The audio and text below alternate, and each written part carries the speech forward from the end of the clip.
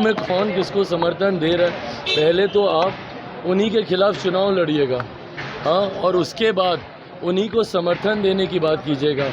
ये विरोधाभास नहीं है तो और क्या है। बार बार हम बोल रहे हैं कि इंडिया अलायंस की नीति ही क्लियर नहीं है, इन लोगों की नीयत ही क्लियर नहीं है। एक आम आदमी पार्टी है जो दिल्ली में कांग्रेस के खिलाफ कांग्रेस के साथ मिलकर चुनाव लड़ रही है और पंजाब में उन्हीं के खिलाफ चुनाव लड़ रही है। ममता बनर्जी जी जिनके खिलाफ चुनाव लड़कर जीत कर आएंगी, जीतने के बाद उन्हीं को समर्थन देने की बात कर रही हैं। तो ये भानुमति का कुनबा नहीं है तो और क्या है। किसी की कोई नीति नहीं है, किसी की कोई नीयत नहीं है, किसी की कोई विचारधारा नहीं है। सबको महत्वाकांक्षा है कि एक दूसरे का गला काटकर कैसे हम सत्ता के समीप पहुंच जाएं।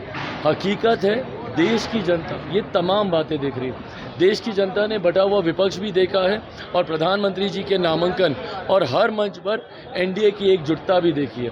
ऐसे में 1% का कहीं भ्रम नहीं है। हम लोग 400 के लक्ष्य को बहुत सरलता से हम लोग पार कर रहे हैं। 4 चरण के चुनाव हो चुके हैं, 5वें चरण के लिए परसों के बाद नामांकन बंद हो जाएगा। एक बात तय है कि इन 4 चरण के चुनाव में ही हम लोग बहुमत हम लोग पार कर चुके हैं।